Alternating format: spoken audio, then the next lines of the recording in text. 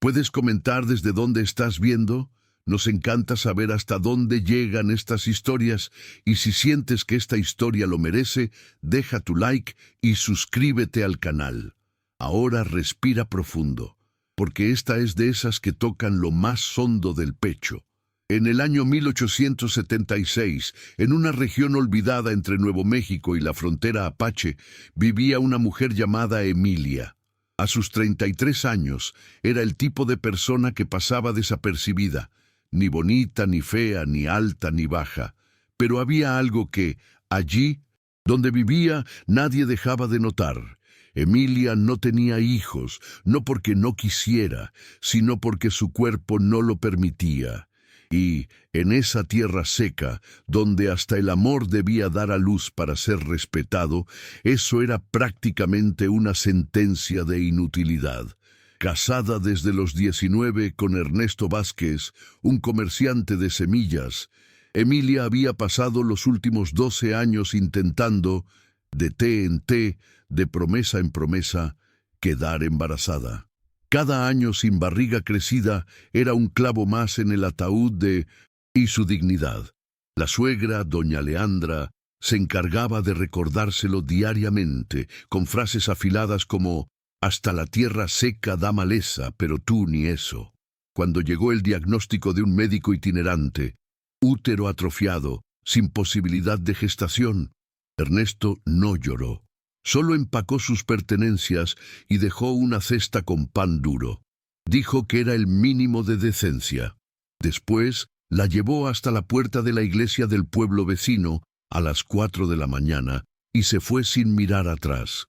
Aquella madrugada, Emilia se sentó en los escalones de la capilla de adobe con la manta rota y la cesta a su lado.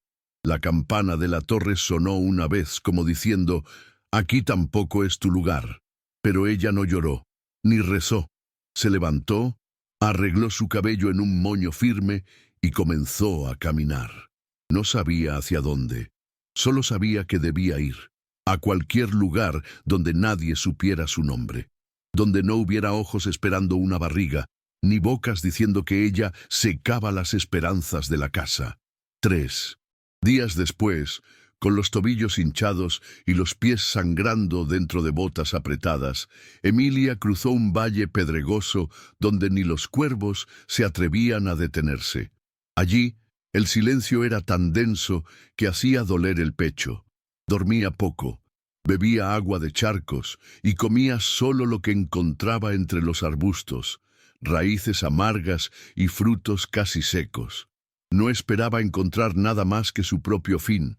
Pero fue allí, entre una grieta de piedra escondida por la maleza y la soledad, que escuchó un sonido imposible, un llanto fino, irregular, de bebé.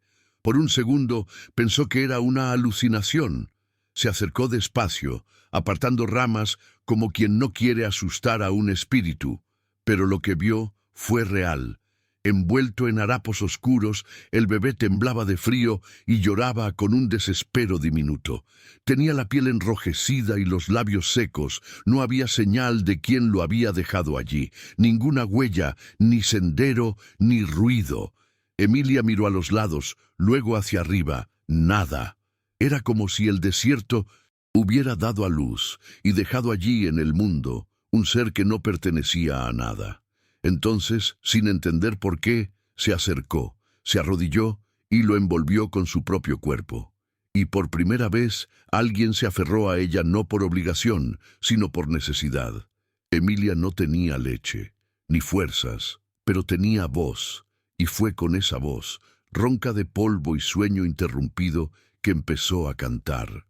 Una canción sin letra, hecha de sonidos inventados en el momento, con notas suaves como viento pasando entre plumas. El bebé, que parecía más un pajarito a punto de desistir del nido, dejó de llorar. Sus ojitos, semicerrados, se fijaron por un instante en su rostro, como intentando reconocer algo que ni él sabía nombrar. Emilia pasó los dedos con cuidado por el cabello fino del niño, y allí, sin darse cuenta, hizo algo que nadie le había hecho jamás. Entregó afecto sin esperar retorno, y fue aceptada. El pequeño se enroscó contra su pecho marchito, y por primera vez en toda su vida, Emilia sintió que era necesaria. Las horas siguientes transcurrieron entre canciones improvisadas, cortos sueños y vigilancia atenta. El sol quemaba, pero ella hacía sombra con su propio cuerpo. La garganta se secaba, pero murmuraba igual. Cuando el bebé dormía, lo observaba como si temiera que desapareciera, y cuando despertaba era para buscar de nuevo su olor. El vínculo se fue formando así, sin palabras, sin contrato, sin promesas, solo presencia. Al caer la tarde, mientras acomodaba los paños alrededor del niño, escuchó pasos en el sendero de piedras, pasos firmes, decididos. De pie a lo lejos apareció un hombre, piel cobriza, trenzas largas y mirada atenta. No sacó arma, no gritó, solo miró, y cuando sus ojos encontraron al niño en paz, algo cambió en él. Takoda, ese era su nombre. Era un guerrero apache de la estirpe de los caminantes silenciosos. No sabía hablar español, ni hacía falta. Sus ojos decían todo. Al ver a Emilia con su hijo dormido en el regazo, no vio amenaza, vio respuesta. Se acercó, en silencio se arrodilló junto a ella y, con un gesto respetuoso, tocó el paño que envolvía al niño. Emilia se encogió por instinto, pero él solo murmuró algo en apache, y luego, en un español entrecortado, añadió: «Mi hijo te ha elegido». No explicó más. Solo dijo eso y se quedó allí, a su lado, mirando al niño respirar con ligereza, como si ese simple descanso fuera, para él, un milagro. El camino hasta la aldea se hizo en el silencio de las montañas. Takoda iba adelante. Emilia seguía con el bebé en brazos, ahora llamado Awan, que significa viento que sopla en renacimiento. El sendero era estrecho, salpicado de piedras como dientes del suelo y flanqueado por cactus que parecían guardar secretos antiguos. Al llegar, Emilia fue recibida con miradas cortantes, mujeres con collares de hueso, hombres con arcos a la espalda, niños espiando entre las tiendas. Ella no entendía la lengua, pero entendía el peso de las miradas. Extranjera, blanca, estéril, intrusa. Aún así, Takoda no se apartó. Quedó a su lado. Awan en el regazo dormía, y ese pequeño cuerpo era el único permiso que Emilia tenía para quedarse. Al principio fue tratada como sombra. Nadie le dirigía palabras, pero tampoco la expulsaban. Takoda le cedió un rincón de la tienda y una manta fina. Emilia pasaba los días lavando paños, recolectando semillas, observando. Comenzó a aprender los sonidos del idioma local, no con clases, sino con atención. Veía cómo se miraban las mujeres, cómo los ancianos tocaban a los niños, cómo las manos hablaban más que las bocas.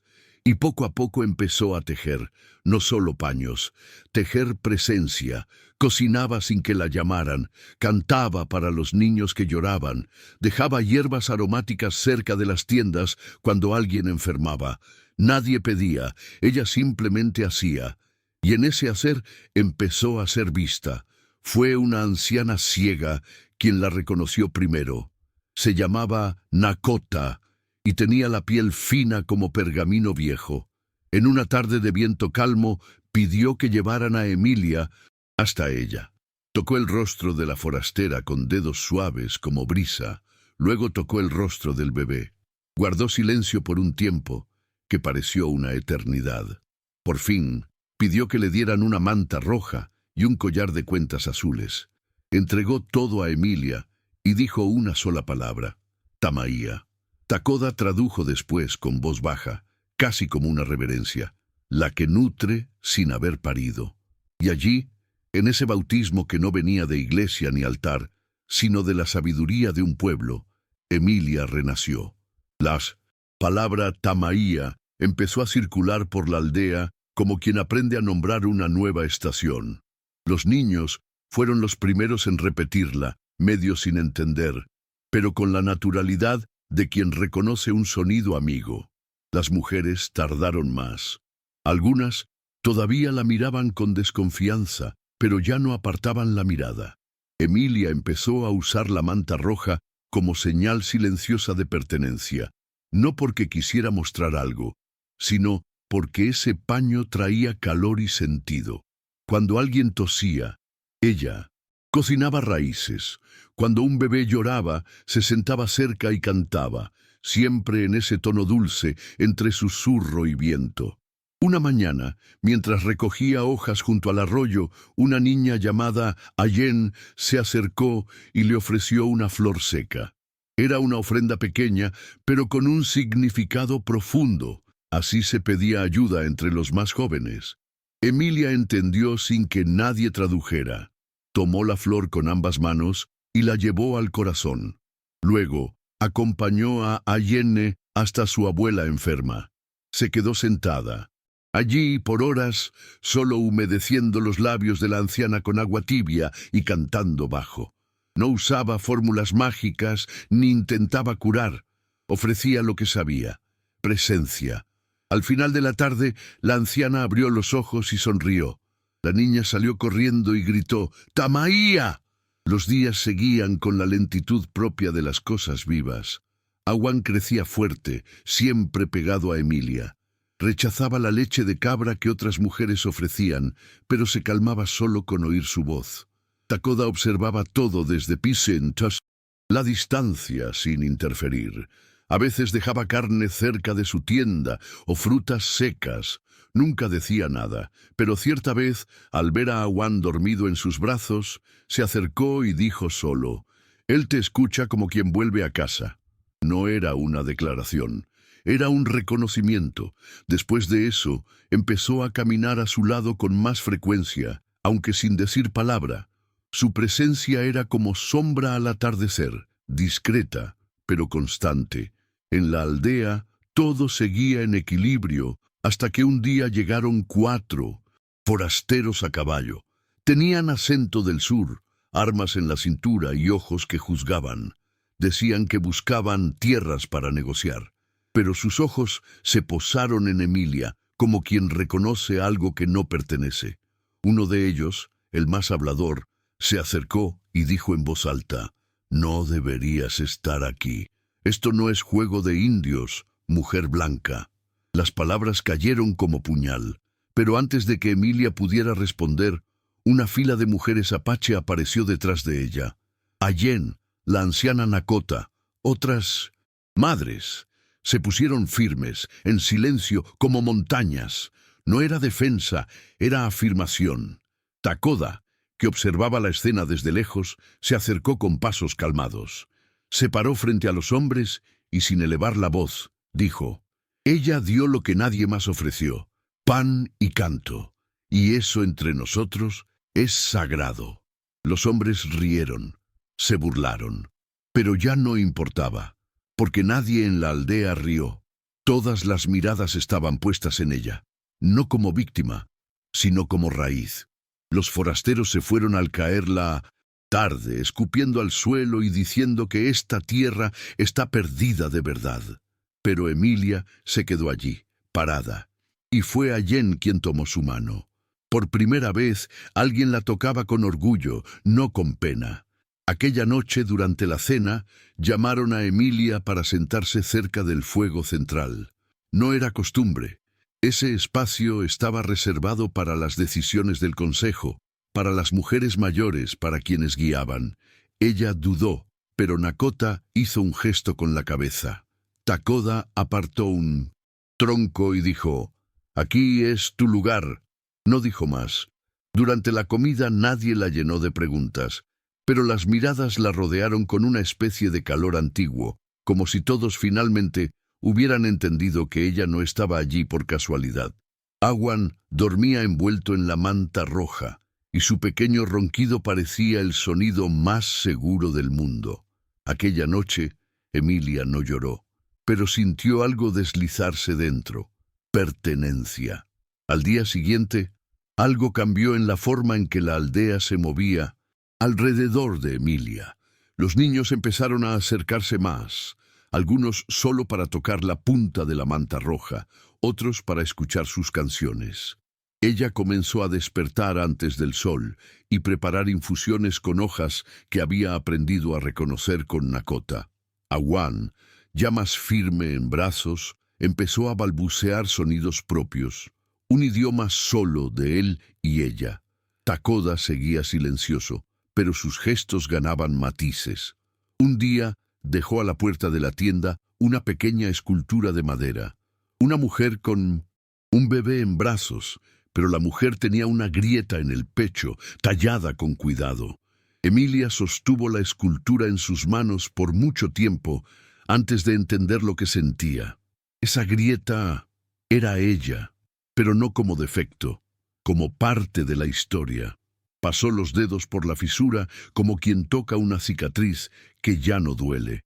Luego, colocó la pieza en el centro de la tienda, junto al nido de pieles donde dormía Awan.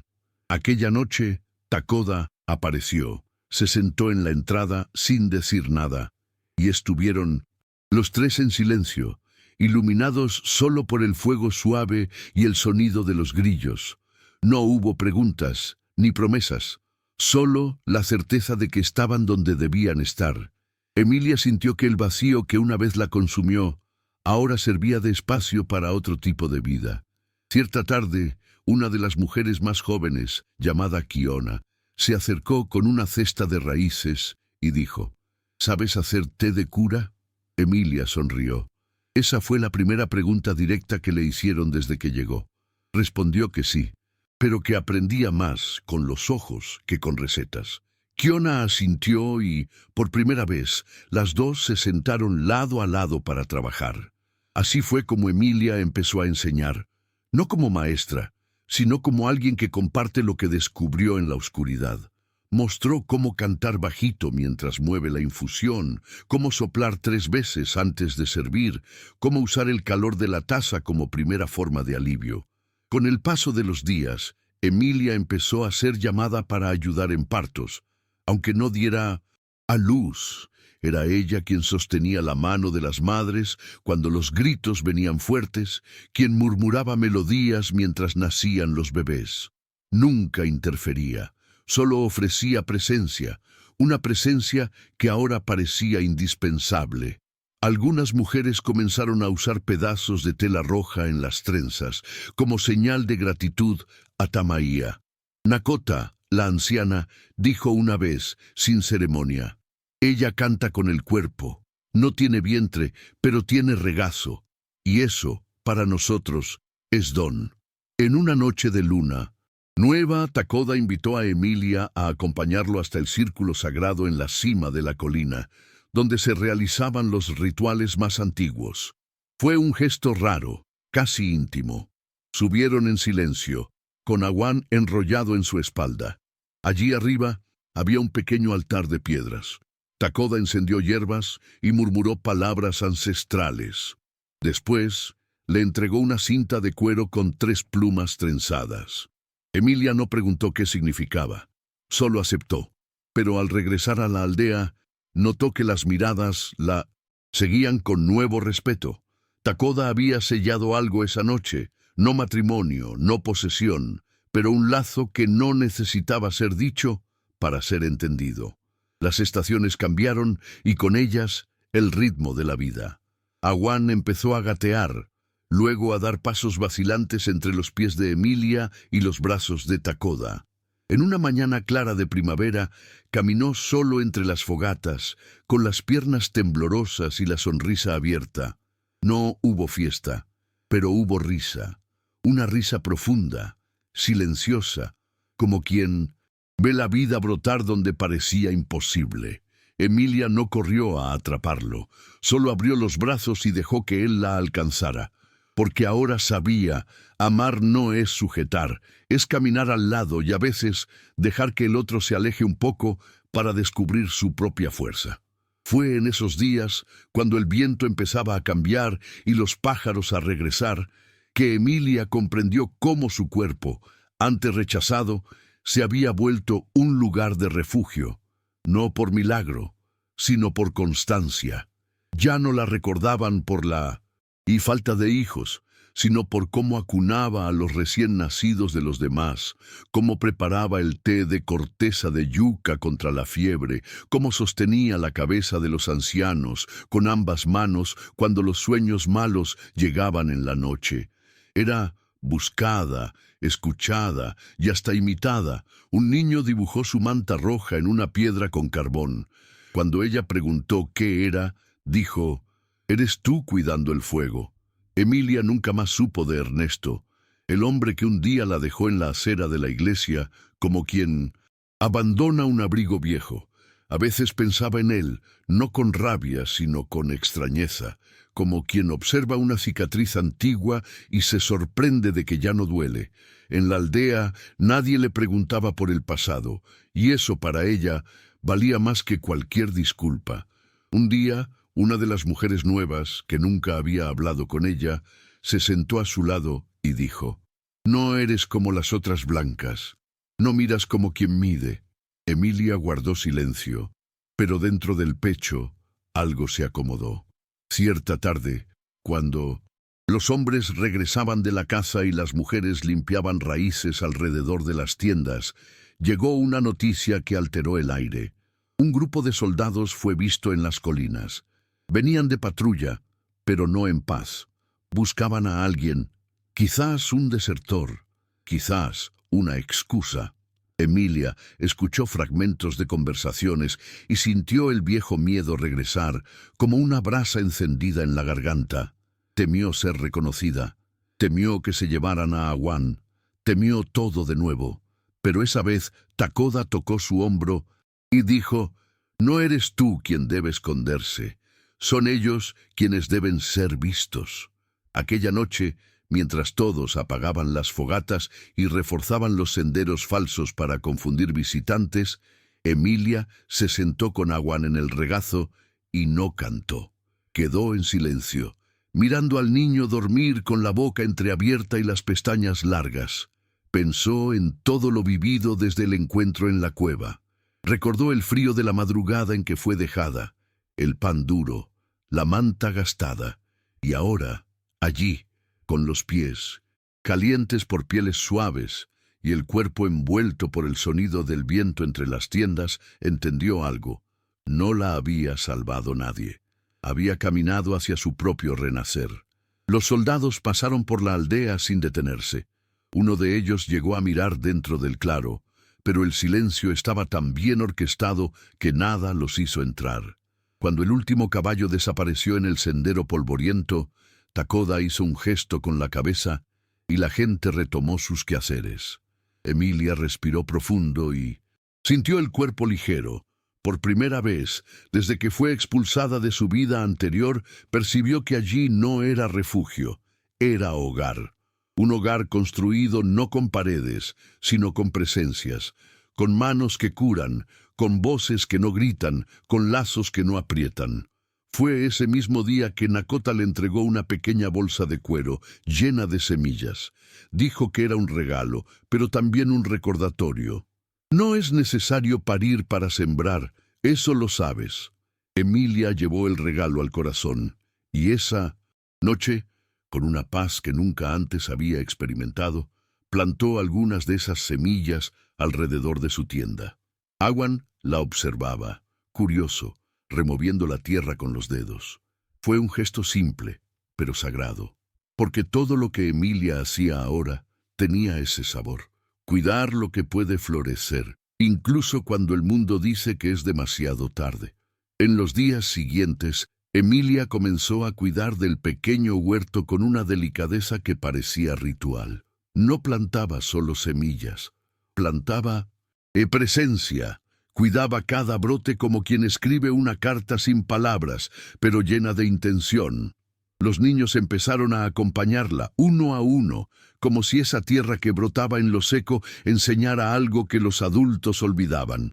Awan reía cuando ella cavaba con las manos, y siempre elegía una piedra para poner al lado de cada planta, como queriendo proteger lo que nacía. La manta roja, ya descolorida, seguía firme sobre sus hombros, como un segundo nombre. Cierta tarde, durante una ceremonia de cambio de estación, Emilia fue sorprendida. El consejo se reunió alrededor de la fogata central, y Nakota pidió silencio. Takoda se levantó y llevó al frente un nuevo collar, una cuerda de cuero trenzada con semillas secas y una pequeña piedra tallada en el centro. Se lo entregó a Emilia y dijo: «Tamaía ya no es solo un nombre, es quien eres para nosotros». Ella no supo qué responder. Quedó parada, con los ojos llorosos, mientras los niños aplaudían suavemente y los mayores asentían en respeto. Fue una especie de ceremonia de pertenencia y fue aceptada de nuevo, no porque lo pidiera, sino porque permaneció. Aquella noche, Takoda se sentó a su lado, como tantas otras veces, pero había un peso nuevo en el silencio. Parecía cargar algo en los ojos que aún no sabía cómo decir. Después de mucho tiempo, señaló la escultura de la mujer agrietada que él había tallado meses antes. «¿Sabes por qué la hice con grieta?». Emilia negó con la cabeza. Takoda habló despacio, con las palabras que sabía en español. «Porque solo lo que se rompe puede contener el fuego. Eres como el vaso antiguo.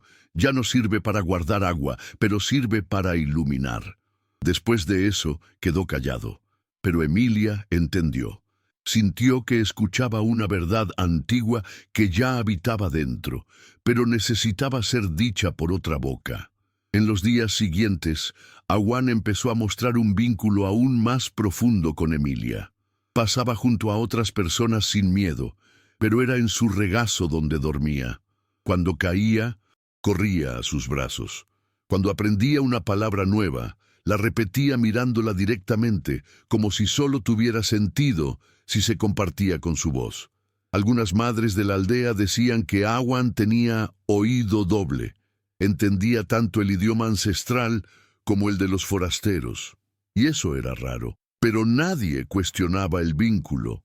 Al contrario, algunos decían que él sería un tipo de puente, y que Emilia, aunque fuera de fuera, era la razón de eso. Una tarde, mientras Emilia cosía tiras de cuero para hacer sandalias, una mujer llamada Akoya se acercó. Era una de las pocas que todavía evitaba el contacto directo. Se sentó a su lado, en silencio, durante varios minutos. Luego dijo, sin mirarla: «Perdí 3 hijos, y no sé cómo mirarte sin recordar eso». Emilia dejó de coser. Respiró profundo. No respondió con palabras. Solo sostuvo la mano de la otra con delicadeza. Fue la primera vez que Akoya lloró desde que murió el último bebé. Y en ese llanto contenido, en ese gesto silencioso, algo entre ellas comenzó a cambiar, porque hay dolores que solo se encuentran en la oscuridad, y hay oscuridades que se iluminan cuando alguien queda, aunque no sepa qué decir. Awan cumplió 1 año y medio en una mañana azul, sin nubes. No hubo fiesta, pero los niños de la aldea hicieron dibujos en la arena alrededor de la tienda, representando cosas que aprendieron con él y con Tamaía. Takoda trajo pescado fresco y lo dejó en la entrada como siempre, pero esta vez observó la escena por más tiempo.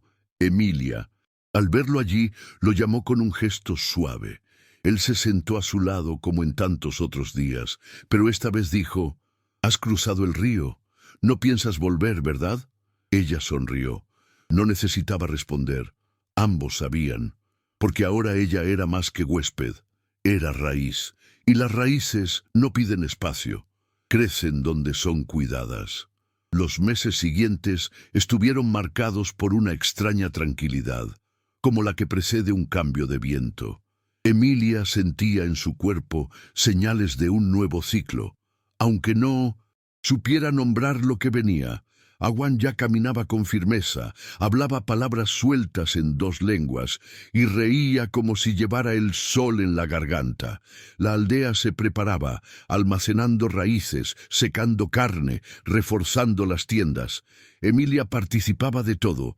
Ya no esperaban que pidiera ayudar. La llamaban por su nombre como parte natural del grupo. Cierta mañana, Ayene le dio una manta nueva, tejida por varias mujeres. Era azul oscuro, con un hilo rojo bordado en el centro. Para calentar lo que Aún vas a vivir, dijo. Fue en esa época que llegaron viajeros de comercio, con caballos cansados y demasiadas historias en la boca. Trajeron telas, semillas y noticias del mundo afuera, de la guerra que se acercaba, de la fiebre que azotaba los pueblos, de la sequía que venía del norte. Uno de los hombres, al ver a Emilia, se detuvo y dijo: ¿No eres la mujer de Ernesto Vázquez? La pregunta fue un puñetazo silencioso en pleno mediodía. Toda la aldea quedó en silencio. Emilia, con Aguán en brazos, miró al hombre como si mirara un espejo empañado. Lo fui un día, hoy soy Tamaía. El comerciante quiso insistir, pero Takoda se adelantó. Sin alzar la voz, dijo: Aquí ella tiene nombre nuevo, y nombre nuevo es como piel nueva, no se raspa. El hombre entendió el mensaje. Se fue sin más palabra. Aquella noche, Emilia tuvo un sueño antiguo. Estaba de vuelta en la acera de la iglesia, con la cesta de pan duro y la manta gastada. Pero esta vez no esperaba. Solo se levantaba y caminaba hacia el bosque. Al despertar, su corazón latía como tambor ritual. Fue al arroyo y se lavó entera, como despidiéndose de una piel que ya no servía. Al volver, encontró a Aguán jugando con piedras y hojas, intentando construir casitas para los bichos, según explicaba con su vocabulario inventado. Emilia se arrodilló junto a él y ayudó a apilar ramitas, porque ahora construir era verbo cotidiano. Días después, Takoda anunció que llevaría a Aguán a la cima del monte sagrado para presentar su nombre a las estrellas, una costumbre antigua reservada a los hijos que muestran espíritu fuerte. Era un ritual hecho solo por el padre, pero él miró a Emilia antes de partir y dijo: «Solo entenderá el cielo si sabe de dónde vino el regazo». La llamó para que fuera con ellos. Subieron los tres antes del atardecer. En la cima, Takoda encendió una pequeña fogata y empezó a entonar cantos ancestrales. Aguán quedó en el regazo de Emilia, escuchando quieto, ojos abiertos.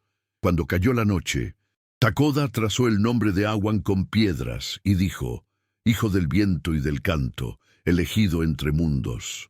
Desde ese día, Aguán pasó a dormir con una piedra redonda bajo la manta, símbolo del vínculo con el cielo. Emilia la colocaba allí todas las noches, con delicadeza. No era superstición, era memoria, y ella sabía el valor de la memoria cuando viene cargada de elección. También empezó a ser consultada en decisiones sobre niños, enfermedades, y a veces hasta sobre pequeños conflictos. «Nakota», dijo una vez, «llegaste sin lugar y te convertiste en brújula». Emilia nunca se sintió cómoda con títulos, pero aprendió que, en ciertos lugares, el reconocimiento no es aplauso, es el silencio que se forma cuando hablas y todos escuchan. Cierta noche, mientras peinaba el cabello de Aguán a la luz de la fogata, Emilia escuchó la frase que cerraría un ciclo dentro de ella. Una de las mujeres más viejas, de voz seca y rostro surcado, dijo al pasar: «Eres madre como el río es agua. No necesitas justificar lo que eres».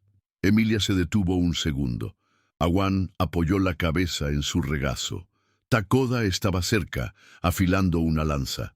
Todo parecía común, pero dentro de ella algo se asentó como piedra en el fondo de un pozo, definitivo, sólido, inmutable. Ya no necesitaba explicar ni probar nada, porque en ese lugar donde antes solo había ausencia, ahora había raíz, sonido y nombre. Con la llegada de un nuevo otoño, los días se hicieron más cortos y los vientos más secos. La aldea se recogía temprano y los rituales se hicieron más frecuentes, como si el tiempo quisiera recordar a todos que la vida necesita ritmo. Emilia pasó a encargarse de guardar algunas hierbas sagradas en la tienda principal. Era una señal de confianza profunda. Las hierbas no eran solo plantas, sino puente entre lo visible y lo invisible. Cuando preguntó a Nakota por qué ella, La anciana respondió, «Porque tú no miras con prisa». Emilia sonrió. Nunca lo había pensado como virtud, pero allí, en ese mundo, donde el tiempo andaba al paso del viento, mirar sin prisa era un don. Awan empezó a hacer preguntas difíciles. ¿Por qué algunos niños no tenían madres? ¿Por qué las estrellas están lejos? ¿Por qué el viento llora en la noche? Emilia no tenía respuestas listas, pero tampoco fingía saber. Se sentaba con él y escuchaba. A veces respondía con historias, otras con silencio, y Awan aceptaba, porque había algo en su regazo que no exigía explicaciones, solo presencia. Cierta noche, después de 1900, escuchar una historia sobre el nacimiento de la luna, miró a Emilia y dijo, «Nací de tu canto, ¿verdad?» Ella contuvo el llanto con dificultad. «Sí, hijo mío, de mi canto y de tu valentía». Fue en esa misma estación que llegaron dos hombres extraños. No venían en grupo ni con armas a la vista, pero llevaban en los ojos un tipo de mirada que pesa. Dijeron estar buscando hierbas raras y sabiduría indígena. Hablaban demasiado. Uno de ellos notó a Emilia y preguntó, en tono de broma, «¿Eres la curandera blanca, esa que se volvió salvaje?» La frase fue una astilla, aunque disfrazada de risa. Emilia no respondió, pero Kiona, que estaba cerca, se adelantó. Ella se volvió raíz, y la raíz no necesita color. Los hombres se encogieron de hombros, pero se fueron al anochecer, probablemente sin entender que habían sido expulsados con palabras, no con flechas. Aquella noche, Takoda se acercó a la tienda de Emilia con un regalo diferente. Era una pequeña caja de madera, tallada con dibujos circulares. Dentro había un puñado de piedras oscuras y una pluma dorada. Emilia miró sin entender. Takoda explicó con calma. «Estas piedras son del sendero donde apareciste. Estaban allí hasta hoy. Las guardé». Ella pasó los dedos por cada una, reconociendo en ellas el peso del cruce. «La pluma», dijo, «era de un pájaro que solo sobrevive donde hay poco aire, resistente como tú». Emilia no supo qué decir, solo lo abrazó, y fue la primera vez que lo hizo sin miedo, sin duda, sin titubeo. Esa noche, Awan se acostó entre los dos. No dijo palabra, pero sostuvo la mano de cada uno y se durmió como si el mundo estuviera finalmente en su lugar. El silencio entre ellos ya no era ausencia, sino lenguaje. Takoda comenzó a visitar la tienda con más frecuencia, pero nunca como dueño. Se sentaba, comía, contaba historias y luego se iba. No había prisa, no había promesas, solo el reconocimiento diario de una vida compartida. Emilia se sentía entera, no por haber encontrado un hombre, sino por haber construido un lugar donde era posible ser. Entera, incluso con grietas, entera porque amada sin exigencia. Cierta mañana, mientras Awan jugaba a dibujar figuras en el barro, una mujer de la aldea se acercó a Emilia con una pregunta inesperada. «¿Quieres enseñar a las niñas a cantar como tú cantas?» Emilia dudó. Nunca se pensó maestra, pero la mujer insistió. «Necesitan saber cómo usar la voz sin gritar». Así nació el primer círculo de canto, hecho por mujeres de distintas edades. Cantaban historias antiguas, sonidos de cuna, melodías de acogida. Emilia no era la más afinada ni la más habladora, pero era la que sabía permanecer, y en esa permanencia se hizo camino para otras, porque hay cantos que curan más que remedios, y ella se había convertido en uno de esos. El círculo de canto se volvió una tradición inesperada. Cada 3 lunas, las mujeres se reunían alrededor de una pequeña fogata al oeste de la aldea. No había instrumentos, ni reglas estrictas. Cantaban como sabían, como sentían. Algunas solo murmuraban, otras creaban sonidos que imitaban animales, viento, lluvia. Emilia enseñaba una sola cosa: escuchar el propio ritmo. «El cuerpo ya sabe, solo hay que dejar salir», decía. Las más jóvenes la llamaban la que desata el silencio. No era un título oficial, pero era bonito de oír y verdadero, porque poco a poco esas voces tímidas comenzaron a ocupar espacio, y con ellas los miedos se disolvían en el aire. Durante una de esas reuniones, Kiona compartió una historia que había guardado por años. Contó que cuando era niña, un hombre le prohibió cantar porque decía que la voz de mujer no enseña nada. Al hablar, su voz temblaba, pero cuando terminó, todas guardaron silencio. Emilia entonces comenzó un canto lento, grave, sin palabras. Las demás la acompañaron. Kiona lloró en silencio y luego rió. Nunca pensé que mi historia se convertiría en música. Emilia respondió, todo dolor que encuentra oído atento se vuelve cura. Y en ese momento quedó claro que ese círculo no era solo arte, era rito, era escucha, era costura de heridas invisibles. Con el tiempo, la figura de Emilia trascendió la tienda donde vivía. Ya no era solo la madre de Awan, ni la mujer del collar de semillas. Era alguien a quien otros buscaban para saber cómo atravesar los silencios. La llamaban para acompañar rituales de despedida cuando alguien moría. Se sentaba junto a los dolientes y solo estaba. No hablaba de destino ni de consuelo, pero cantaba bajo, y era como si su presencia recordara a todos que incluso la ausencia puede suavizarse con afecto. Un niño que perdió al abuelo dijo una vez, Tamaía hace que el viento no duela. En uno de esos funerales, el cielo se abrió en una lluvia rara. Era verano, y las gotas golpeaban la tierra como bendición. Todos corrieron a refugiarse, menos Emilia, que quedó junto al fuego apagado. Awan corrió hacia ella y se enroscó en su regazo. Takoda llegó detrás, con las trenzas mojadas y los ojos llenos de risa. «Tienes la manía de quedarte donde el cielo toca primero». Ella sonrió y respondió, «Es que el cielo solo toca cuando no huyes». La frase, sin querer, se volvió dicho entre los jóvenes, y ese verano los niños jugaron bajo la lluvia repitiendo, «Toca pronto, cielo, que no voy a correr». Awan ya sabía moldear pequeñas piezas de barro. Hacía tazones, animalitos, figuras extrañas que llamaba pensamientos duros. Una vez, moldeó una mujer con una grieta en el pecho y un collar en el cuello. Al mostrar la pieza a Emilia, dijo, «Esa eres tú antes del canto». Emilia no pudo contener la lágrima. Tomó la figura con cuidado, besó la frente del niño y dijo, «¿Y ahora? ¿Cómo soy?» Él respondió, «Ahora eres casa». Fue ese día que comprendió, con claridad, lo que se había vuelto.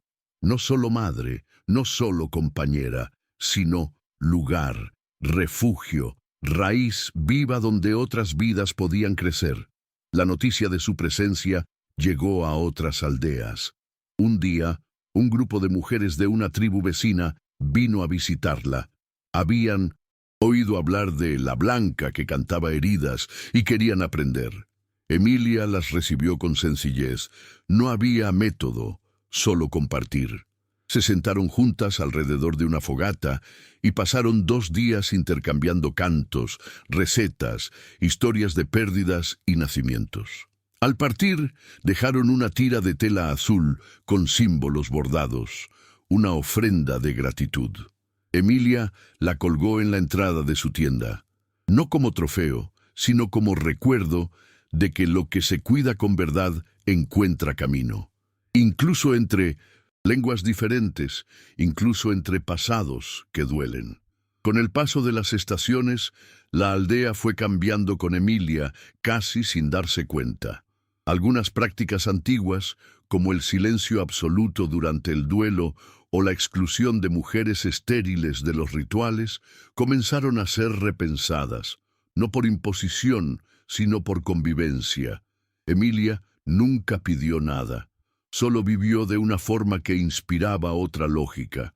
La misma Nakota, que por décadas había mantenido el consejo cerrado a cambios, dijo en cierta ocasión, ella no enseñó con palabras, enseñó con permanencia, Y en ese nuevo ciclo, donde raíces invisibles se esparcían bajo la tierra, el nombre Tamaía pasó a significar más que una persona.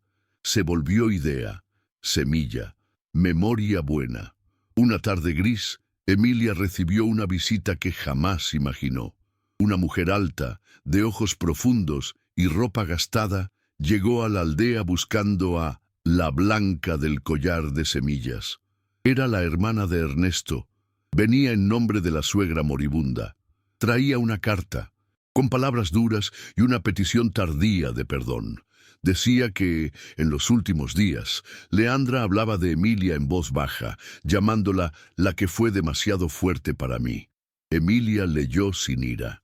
Agradeció a la mujer y le ofreció comida y refugio para la noche. No habló del pasado, pero antes de que la visitante partiera, puso en sus manos un pequeño trozo de la manta roja original, para que recuerde que no morí, florecí. Awan, ya con casi 3 años, seguía creciendo con una sabiduría difícil de medir. Era curioso, paciente, intenso.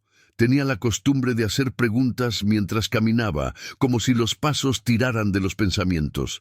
Una vez preguntó: «Mamá, si no me pariste, ¿cómo salí de ti?». Emilia se detuvo, se agachó hasta quedar a su altura y dijo: «Saliste de mí cuando escuché tu llanto, y él entró en mi pecho. Desde ahí fuiste quedándote, creciendo, y ahora eres el sonido que quedó dentro». Awan no respondió, solo sonrió, porque a veces, la verdad, no necesita explicarse. Basta con sentirla. En una ceremonia de iniciación de los jóvenes, Takoda pidió que Emilia participara. Era algo inédito. Las mujeres no solían estar presentes en ese tipo de rito, pero él insistió, diciendo al consejo: «Ella enseñó a mi hijo a hablar, a andar, a dormir, y ahora lo verá cruzar al siguiente ciclo». Nadie objetó. Durante el ritual, Awan quedó de pie, con una piedra en una mano y otra en el pecho. Dijo algo que preparó solo. «Mi madre me enseñó a no tener prisa. Mi padre me enseñó a escuchar el viento. Voy a andar con los dos».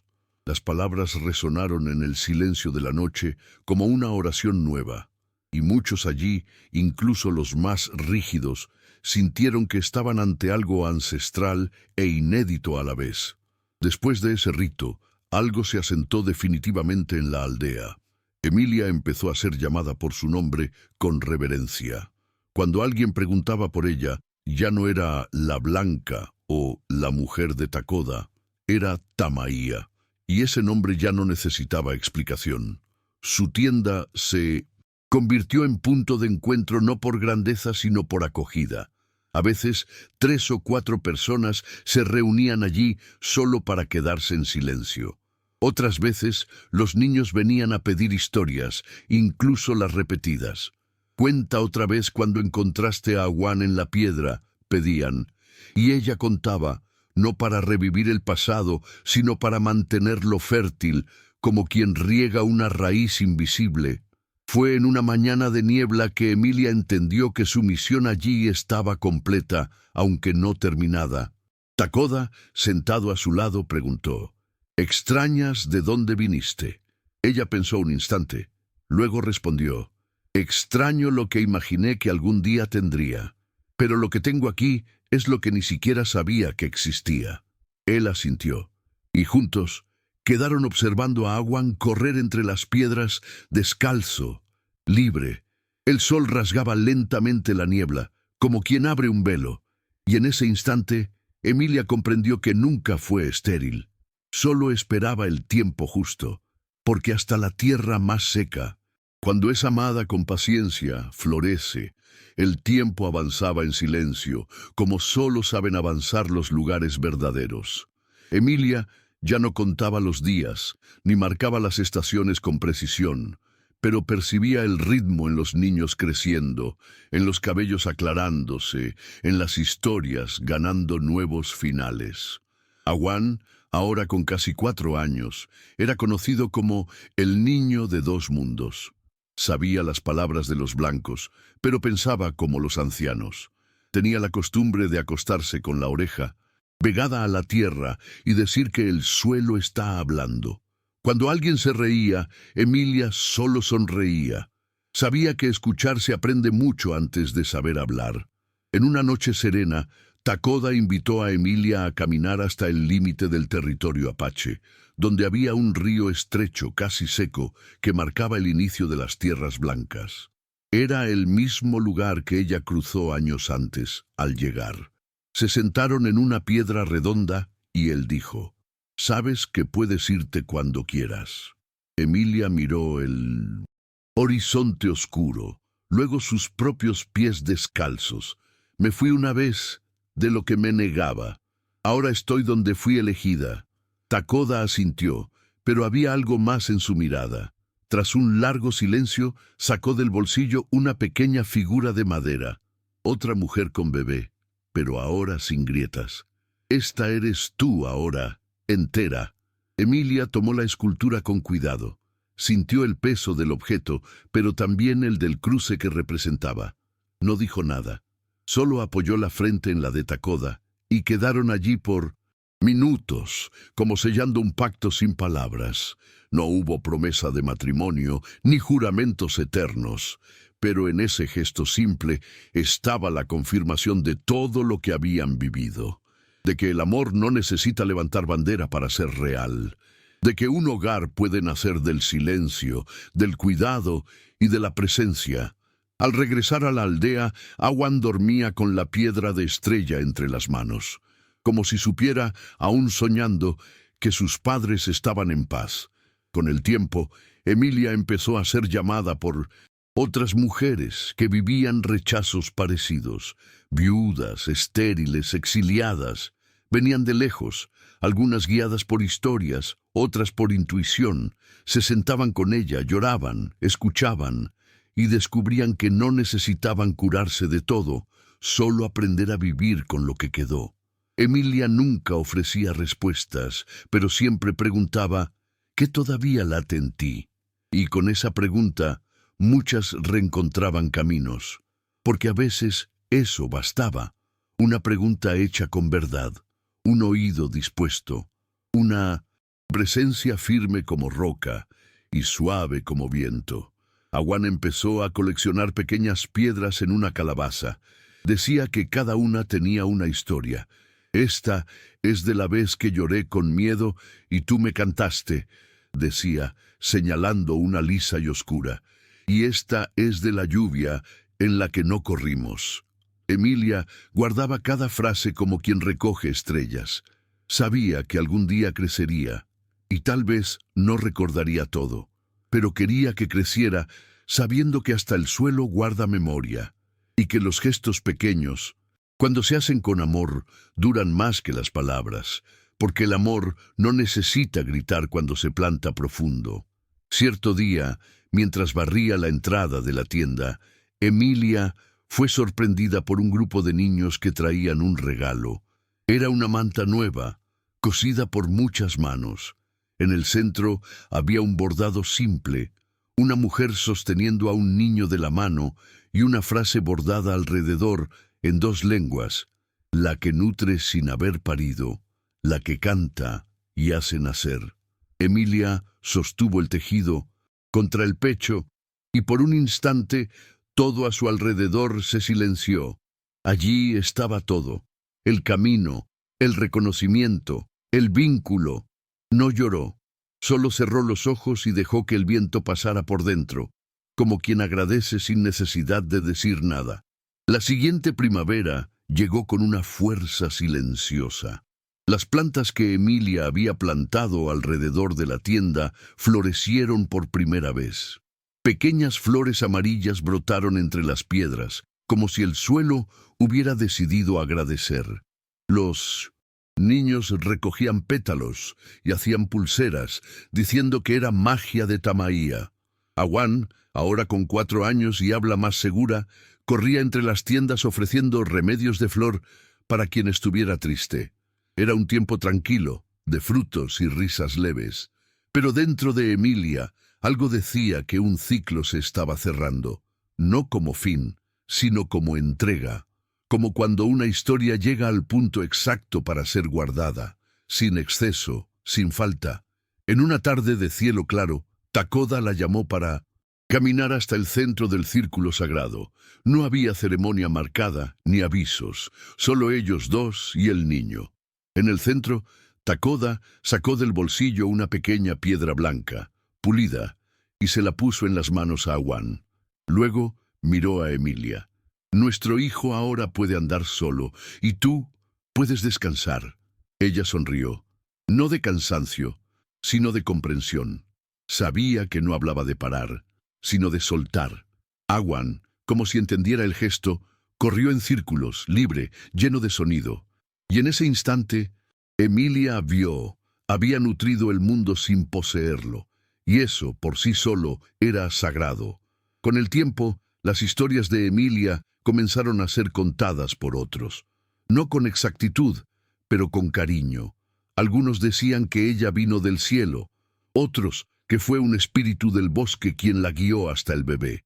Pocos sabían de la cesta de pan duro, de la acera fría, del dolor de ser llamada seca, pero todo eso ya no importaba, porque lo que quedaba era lo que ella sembró con sus gestos.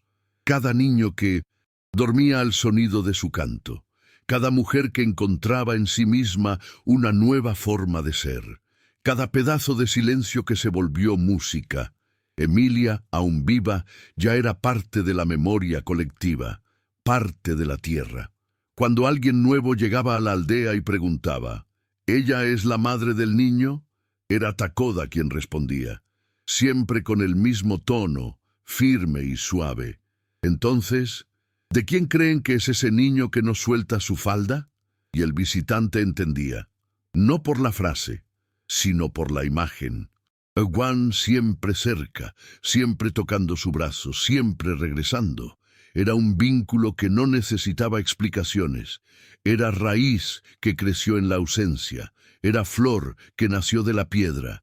Era sangre nueva, hecha de afecto antiguo. Y, entre ese pueblo, eso era más que suficiente para llamarla madre. Los días siguieron, los cantos también. Emilia envejecía como quien madura sin prisa. Awan crecía como quien sabe que lleva dentro dos tierras, dos tiempos, dos nombres. Y Takoda seguía a su lado, no como sombra, sino como presencia firme. Nunca hubo anillos, ni promesas susurradas, pero había pescado fresco en la entrada de la tienda, piedras puestas cerca de la almohada y manos tomadas en los días en que el viento soplaba más fuerte. Y en eso había más amor que en muchos romances, porque era amor vivido, amor callado, amor raíz. Un día, Awan partió de viaje con otros jóvenes. Antes de irse, entregó a Emilia una nueva escultura de barro. Una mujer sentada, con los brazos abiertos, y un niño de 1200 pie frente a ella. «Eres tú dejándome andar». Emilia besó su frente, puso la escultura junto a la antigua, con la grieta, y se quedó sentada hasta el atardecer. Y cuando cayó la noche, canturreó. No para alguien, sino para el tiempo, porque ahora, más que nunca, sabía. Ser madre no es parir, es permanecer. Es cantar en la oscuridad, es dejar que el amor tenga piernas y confiar en que volverá. Y aunque no vuelva, saber que dejó flor en el camino.